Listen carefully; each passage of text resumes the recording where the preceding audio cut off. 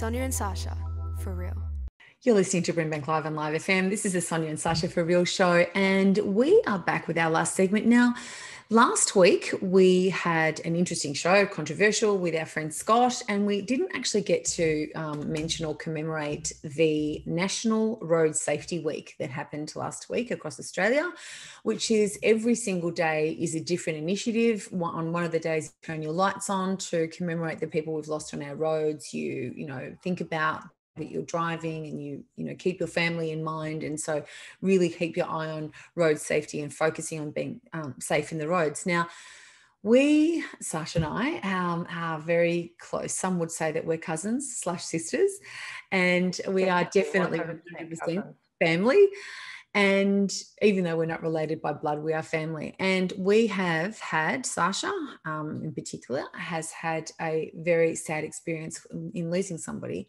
And so we wanted to talk about that today. Now, this is a very serious subject for us. And this is really opening ourselves up and revealing, particularly you, Sash, something that's very sad that's happened in your life. So could you tell us about what happened, please, with your... So back in 2011, my dad was actually killed due to a road safety accident. So he was a pedestrian, actually. He was walking down the street, and he was just walking down the street on the side of the road on a street that nobody was walking on, and it was probably about 6 o'clock at night.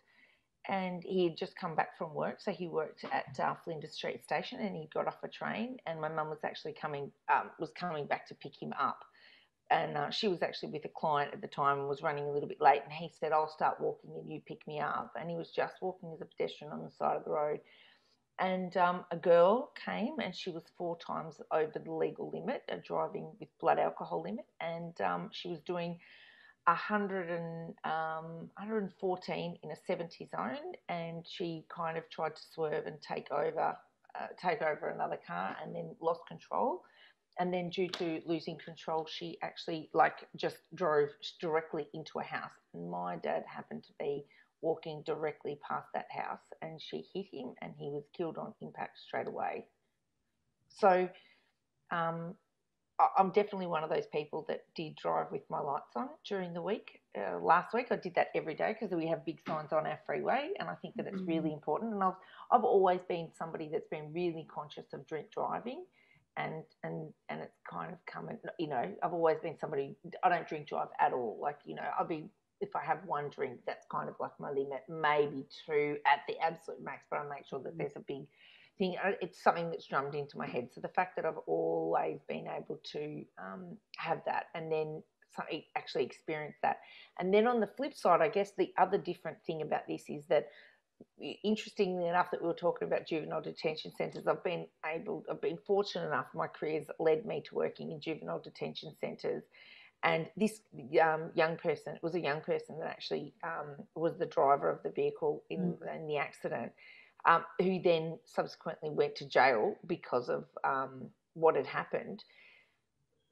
I've been able to work in juvenile detention centres and been able to work really, really closely with young people that have killed people due to drink driving, or drinking, driving under the influence of drugs and actually killed someone and then been locked up due to that. So I've kind of had like a very different 360 turn. I've been in the position of working with those young people and understanding the aftermaths and the effects that it's had.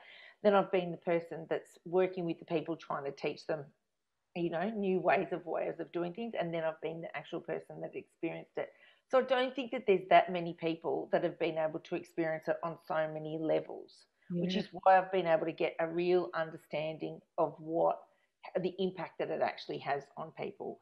And the impact that it's had on me is incredible. Like, I could not even measure the impact that it's had on my life. And not just on the impact of that particular time, how it's impacted my life, right up until this particular day, because my children don't have a grandparent due to that, and they know. And it was very interesting then explaining it to my children about how their grandfather has passed away as well. So there's been lots of things, and then the impact that it's had on my mum. And I can honestly tell you, Sonya, and you and I both know this, my mum passed away last year, and although she did survive another 12 years, 11 years or so, without Bernie, I honestly can tell you that my mum died of a broken heart. Yeah. Because it was, like 100%. If there's anyone that you can say that died of a broken heart, it was absolutely, like, they were, I refer to them as Ma and Pa Kettle, like that perfect couple, like that real perfect couple. Yeah. And so to experience that of what happens is just, you just can't even measure the effects of what that can do to a family.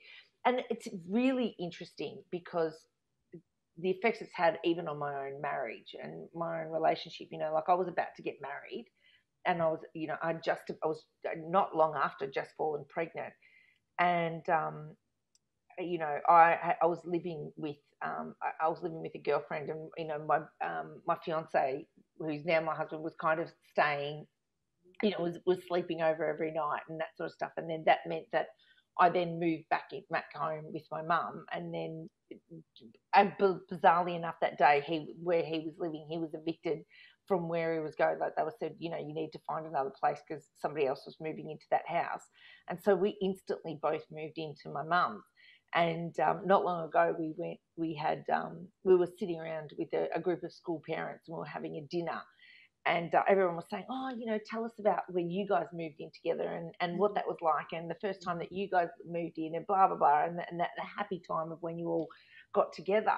And I'd never actually thought about it. And then I overheard my husband saying to somebody else and saying, it's really interesting. That's not what it was like for us. The first time we literally went, it's official, we're moving in together.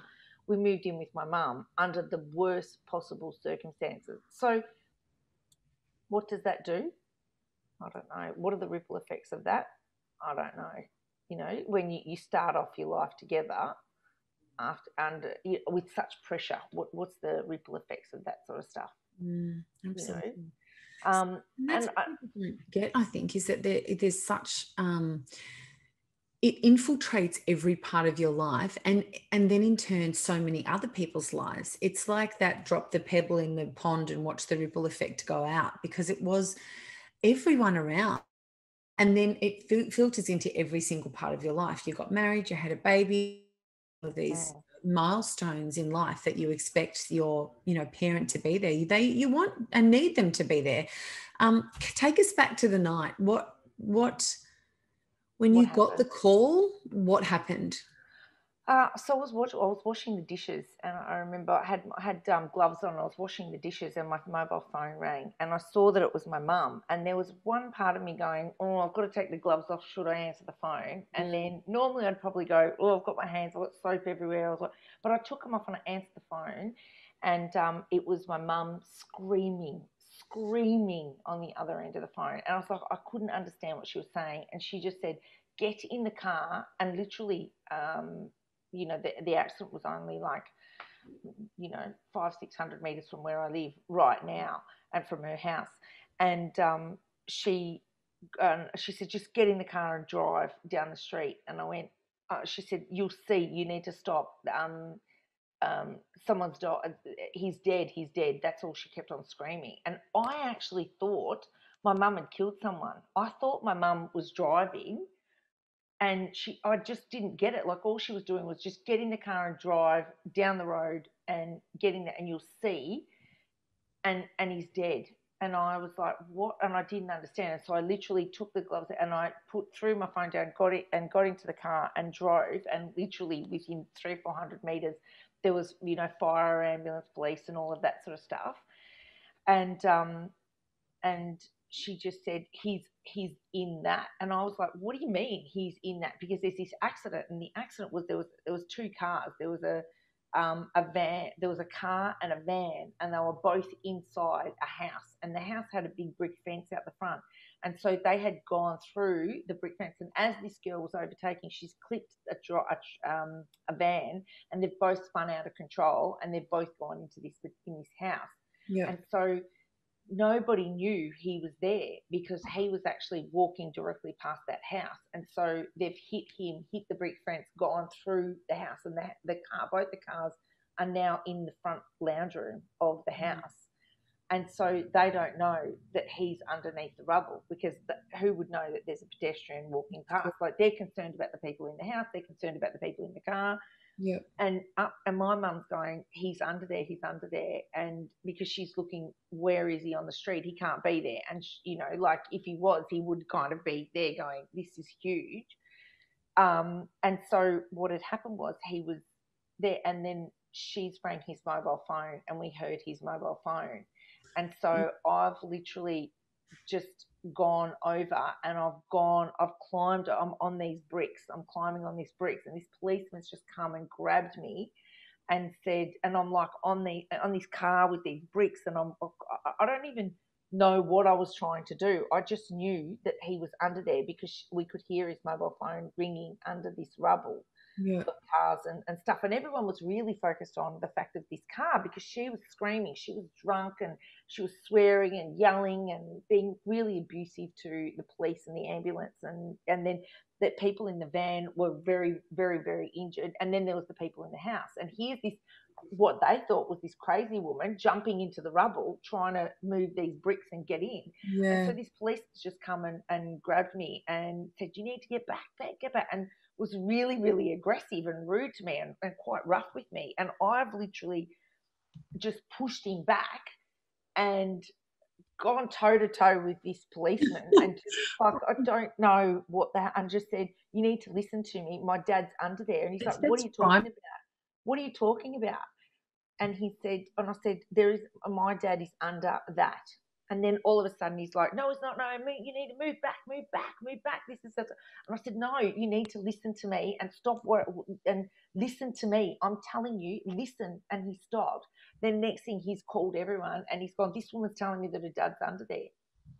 And then they've literally just gone, there's a person under there, so we need to kind of get in there. Yeah. But they couldn't, because there was a full brick wall and a full car that was now inside a house, inside a lounge room.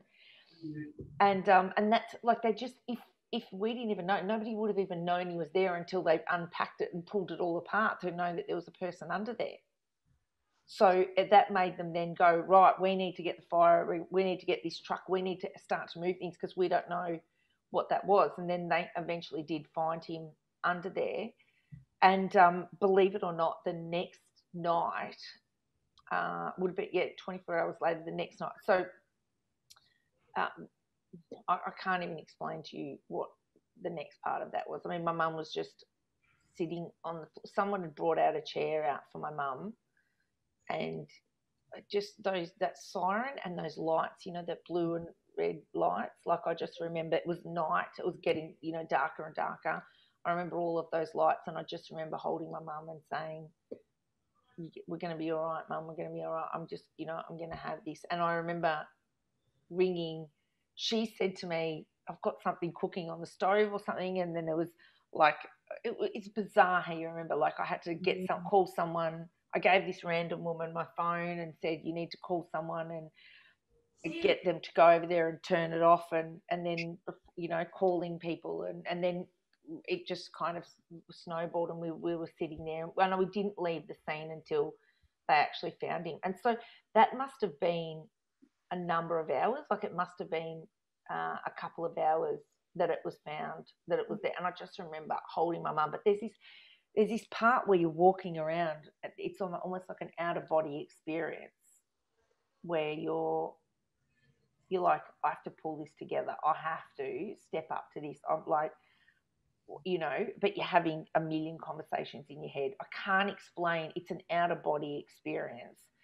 And then I remember, once they found him, they found the body, they then asked somebody to identify, and I was like, I can't identify it. And then there was a friend of mine was there that identified him, and then we were able to then go back to my mum's. And then I just remember my mum sitting in the kitchen, and then the house just pouring in with people, and it was silent. Like, people would walk in, and it was probably now midnight or something like that, and it was literally silent. Like, people just could not believe this had even occurred. Do you remember that bit? The silence was deafening. Like it was yesterday. Yeah. The silence was literally that everybody was piled into my mum's kitchen and everyone was just standing there going, just silence. And it was silence for a long time.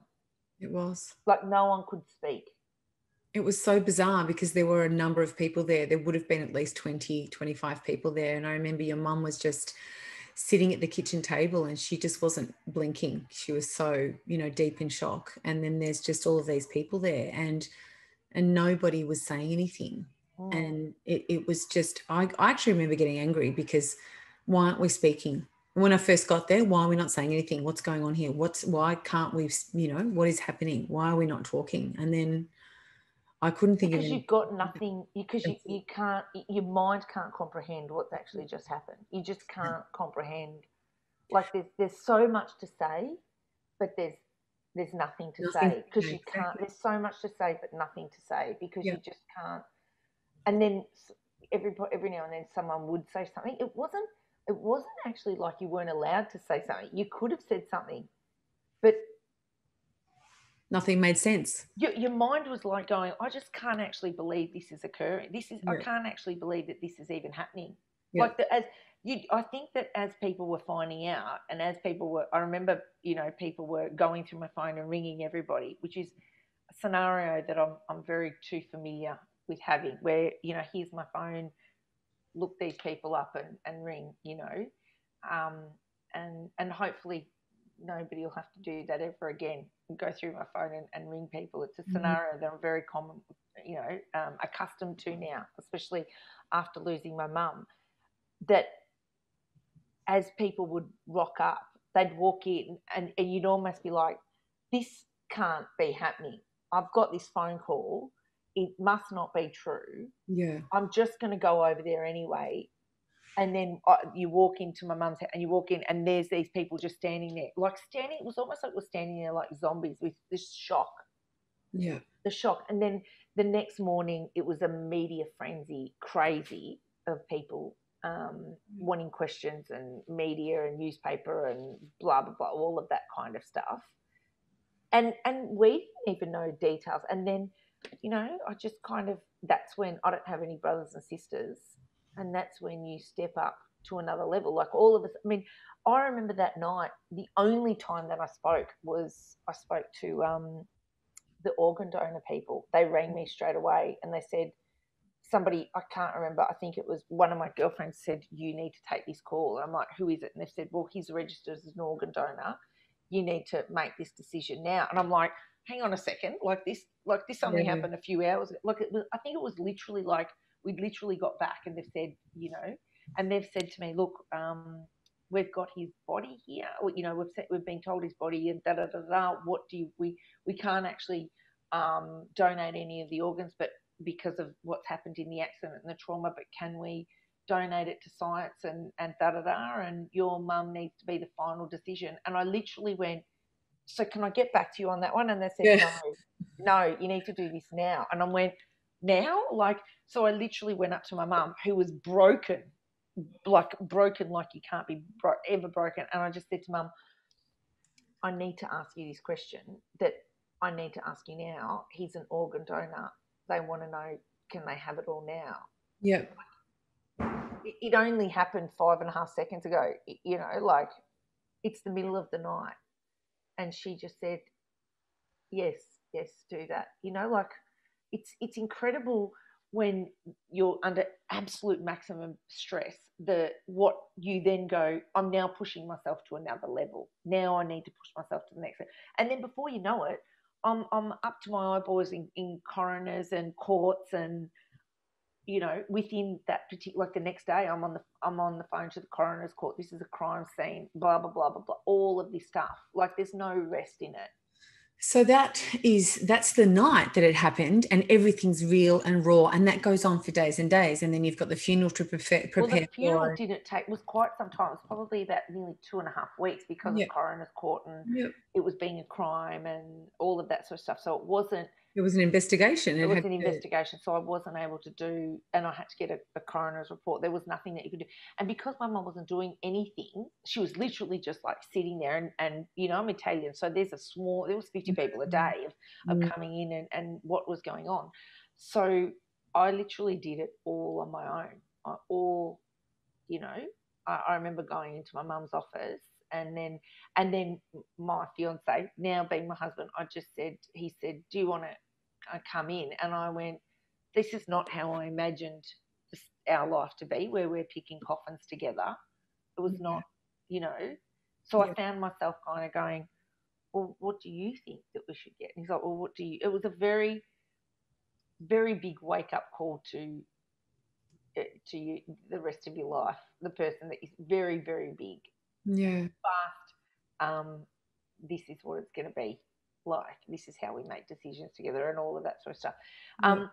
But then, interestingly enough, that night, again, house was full, but it would have been probably about maybe 10 o'clock at night. It was quite late at night. The doorbell rang, and there were still people there. And I went, and my girlfriend went to the door, and she said, Sasha, there's someone here to see you. And I went there. Now, I'm a bit of a matchmaker. Let's get the positives out of this. I'm a bit of a matchmaker. And this guy came to the door that was very good looking, very, very good looking guy. And I looked. Now, my friend is very, very single. And I just looked. And it's very, when I say it's like an out of body experience, the whole thing, I just looked and went, I think I need to set you up right now. Like, I can't believe it. And he said, you're Sasha? And I said, yes. And he said, do you remember me? And I said, no. And he said, I'm the policeman that, we had a bit of an altercation last night. Blew you off the bricks, yeah. Yeah, so, he goes, and I pushed you around a bit, and you pushed me back. And I said, oh my God, yes. And in my mind, I'm like, oh my God, are you single? Like, oh my God, no, that's just, I'm nuts. I'm not right. Anyway, and then, and he said, he just grabbed me and he said, I've not stopped thinking about the way that I treated you and what I did to you. I've not stopped thinking about it. And I've just finished work and I just wanted to come, and I've looked up your address, and I hope that's not against the privacy, but I just wanted to come in and say I'm sorry. And he hugged me at the door, right? And anyway, and I just said, do you want to come in for coffee? Because, being Italian, we had enough coffee and cakes for everybody, because everyone brings over, a tray of cannelloni, and cannelloni as well. Cannelloni, yeah. And everyone brings over, and I just said, do you want to come over? And as I've done this, I don't actually know, like, he's walked into the lounge room and I've gone in the background with my friend, copper, that's the copper. You know what I mean? And then I've gone, and this is my friend Joe, blah, blah, blah. So, yeah, it was. I love that you've got some moments within all of that tragedy that you can look back on, and that you can sort of, you can actually have a laugh, you can have a giggle, because he was full of life and had the biggest sparkle in his eye, and, was just the cheekiest, loveliest man, that you'd ever want to meet. Oh, and so he's not my biological father. But it doesn't matter. Yeah, but he was with my mum for a long time, and he really did step up as my dad. Yeah. Like, really, really did.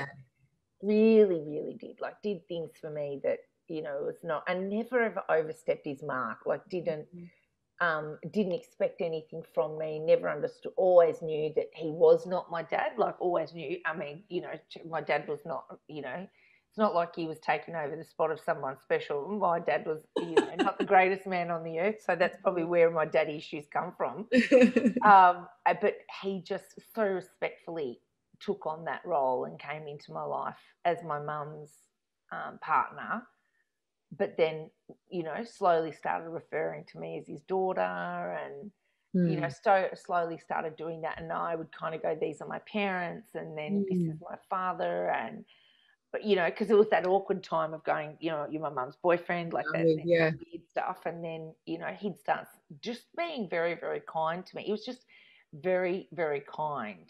He was kind to me, loving and kind, without overstepping the mark and trying to be that pushy dad in any way. And so then started a 2-year cycle of a court case. That was just that just went on and on and on, which I dealt with all of that and evidence and, oh God, it was just never ending of stuff of what that actually took out of me and my mum, which my mum didn't have much to do with it. Like I'd kind of never even really talk about it much with her. It was kind of like it was something that was just going on in the background in my life until we got a court date. And then when we got that court date, we went into court, and I remember you were there with me, and she had, I don't know how, but she had gotten a new boyfriend over the course of that time because she was free, gotten a new boyfriend, and that boyfriend clearly probably didn't understand the law very well because they thought that I was the one that was pressing charges, and I was actually not. This was a police matter. Like nobody ever said to me, do you want to press charges? Is this a choice? This was like out of my hands. This was the police were actually, they arrested her. It didn't have anything to do with me of what my opinions were. And so we were out the front of the county court, and he was threatening that he was going to bash me. And next thing I've got, the security are looking after me and blah, blah, blah, because this guy's like through the thing, I'm going to get you and I'm going to get this, like this is my fault, like I've done it to his girlfriend. And she had two daughters, I think, two daughters. She had two daughters. Two daughters, yep. And there was a younger daughter, and during the court case that we were there, the younger daughter was running. She would have been about 4, and then when we went out, this was probably there was a lot of victim statements that were victim impact statements that were read, and of so many people, just to kind of give the judge a more of an idea. And then during that course, they also explained about her history, and that was heartbreaking for me because they explained a young person that I work with that she'd had experienced so much trauma and such an awful life that had led her to that point. And then the sentencing was actually during the day, during at lunchtime, her family actually approached us and just said, "I'm sorry," her family, which was quite an impact of being. I think that was beautiful of her family saying sorry, because I think that they thought. Yeah, let's be clear, not her; it was her family. Well, she didn't really have an opportunity to be able to do that because she was in the witness box, and then, didn't have an opportunity to speak to me at all. And she's a young person that's had had this thing, and she's got this boyfriend that was the biggest. Jesus, like that outweighs every bad boyfriend I've had. You know what I mean? Like it would stop them. Yeah, let me tell you. I mean, there's one person that's had worse ex-boyfriends than me. Like that's it, this guy was a treasure. Anyway, and when her family had come up to say I'm sorry, the little girl was there and she was standing there, and I think she was like tugging on my clothes or something, and I just knelt down and chatted to her, and this little girl was 4 because she was telling me that she was in kinder, and I knew that her mum was about to be taken away and locked up, and her older daughter was being taken away and moved in with some other family. And then the little daughter, I think I just started chatting to her and I said, what's your name? And then she smiled and all of her teeth were decayed. And I just remember, like, I thought, well, and another person has a big of a Coke Zero addict other than me, you know what I mean? Like, it was just, it actually broke me to think that this little 4-year-old, which meant that the abuse of what was going on in that family was so big that for some reason our lives just intertwined in that, and so that broke my heart. And I remember going home, and by the time the court case had happened, I'd gotten married and had a baby and all of that. And so I got home that night and I had given my son a bath and I'd put him to bed, and I laid in bed in the fetal position for hours just crying my eyes out, crying. And I remember thinking to myself, I just want to call the judge and say, let her go, because let that little girl have a mum. That was what but it was out of my hands and stuff. And so then we went back, and then there was a sentencing. And so she'd gotten 8 years 8 years on the top and 5 years on the bottom, which really means like if you're on good behavior, if you do your time on good behavior, you'll get out in 5 years. If you don't, you get 8. And then that was kind of the chapter of that all closed, of how that does. I've never been angry at her, never, except for what. So I say never. I've not been angry because that was just that's another story in my life, another chapter in my life, and another story. There was only one time, and that was when I was about to give birth to my son. So I had quite a difficult pregnancy. Not difficult, but towards the last trimester of my pregnancy, my son stopped growing. It wasn't growing and wasn't moving. So I'd have to go in on every day. Like, they'd send me in, 2 or 3 days a week until every day. And so I'd have to drink like 2 litres of freezing cold iced water, and I'd have to drink it really, really quickly, and that would kind of make my stomach really cold, and that would wake him up, and they'd strap these things to me, and they'd monitor his heart rate and his movement to get it, because I was literally like not getting any movement whatsoever. And anyway, over the course, day in and day out, I was getting less movement, less growing, the more it was. And so this one particular day, I've gone in and they've said, look, he hasn't moved for days. We've got a heartbeat, but he hasn't moved for days and he's not growing. So you're going to have this baby tonight, and we're going to induce you and have this baby tonight. And it was quite scary because this baby was just not moving, although he's 12 now and he doesn't stop. So, and he's almost my height. So I don't know how that even works, but he was just not moving. And, so being first baby and, oh my God, scared and all of that sort of stuff. And so I went home. So go home, get your stuff and come back. You're gonna have this baby.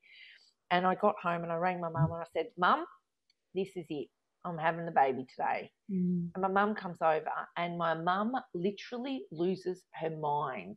She starts crying and screaming and says, I'm not ready for this. I'm like, what do you mean you're not ready for this, Mum? She said, well, I'm not ready. I didn't imagine being a grandmother on my own.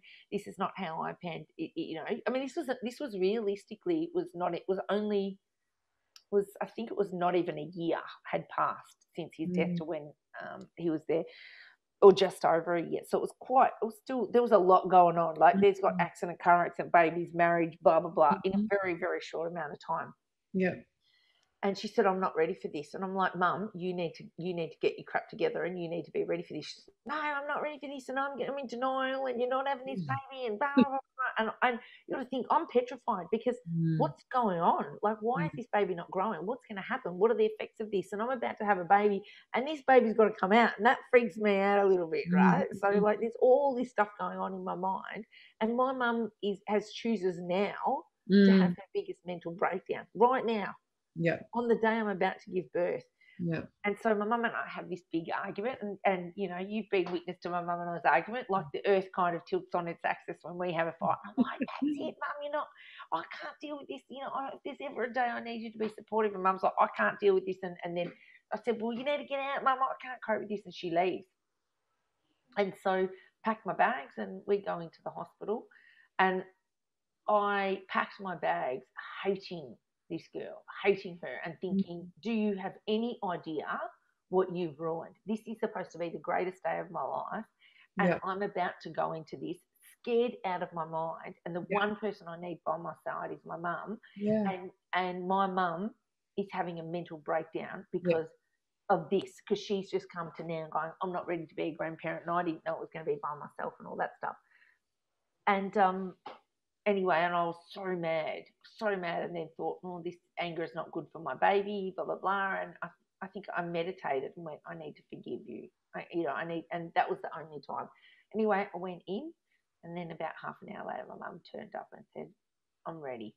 And I went, freaking, thank God for that, Mum, because it's coming out anyway. I needed you. I needed you here. I needed you right here.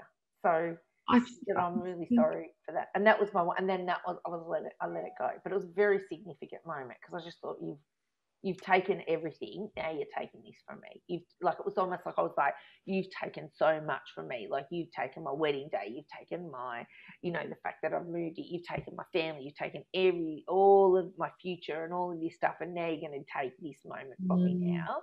it was like a build up of all of those kind of things. And then, Yeah. you know, nothing like a bit of meditation to do a bit of a forgiveness. Oh my gosh. And there's only so much forgiveness you can give before you break, you know. And that was my moment. Yeah, and that was, I mean, in the scheme of things, in the times that you could have broken before that, there were 100 of them easily. And I think I'm so proud of you and your mum. You handled it in gracefully and you know, with lots of forgiveness. And I don't think most people would be able to have done what you guys did and continue to do today. The reason is because of my background and my job, because I've been able to see what goes on in the other side. Yeah. You know, I've been able to see the impact. So when the judges telling, you know, when they're telling us all about this girl's past, I get it because I work with disadvantaged young people. I've been in those juvenile detention centres. I understand what's going on. I understand what goes through their head. I understand that it's a young person made a really bad decision. You know, adults make bad decisions like that all the time, let alone a young person that's been in there and you know, been brought up in a lifetime of alcohol and, you know, raised in alcohol abusive, in a world where people are drink driving all the time. This was her natural. She paid the price of what her family was doing because she had grown up with that. So I could, it was generational that she was to just go drink and then go, let's go to the bottle shop and get some more. You know, it was just that sort of the way that it was going. Yeah. So she definitely, and I felt awful that she was paying the price because at such a young age, she was now going to jail because she was doing something that probably her family had done a million times before and never got caught with. And yet she did. Yeah. You know? Absolutely true. Thank you so much for sharing that story with us, Sasha. I hope that everybody, you know, understands why we went so personal and so deep today. And it was, you know, it's just an opportunity, given that it was National Road Safety Week last week, you know, for us to talk and for you to tell us about, you know, what happened with your dad. And thank you so much for being so raw and so real with us on our show, the Sonya and Sasha for Real show. We don't do it any other way, do we? But we've got to be real. We've got to be real. Yeah. And, you know, look, I think a lot of people, if anyone's, you know, if that's triggered anything for anybody, please call Lifeline on 131114. But we love you, Sash. We love you. We love you for being the Dalai Lama in a female body and and teaching us about forgiveness and the bigger picture and understanding that we're all human and we're all doing what we can and making mistakes. And, you know, you've paid, your family have paid the biggest price. And we love you, Vernie, wherever you are in the stars. And they're all together there. They're having a party. They're having a party. What are you talking about this crap for? We're long gone. Don't be sad. Don't be sad. Yeah. But thank you. And thank you. And we love you. Thank you. Always. Love you too. We will end the show on that very personal note, and we hope you've enjoyed listening today. We will be back next week on the Sonya and Sasha for Real show. You're listening to BRIMBANK Live on Live FM. Sonya and Sasha for Real. Love you, Sash. Love you too.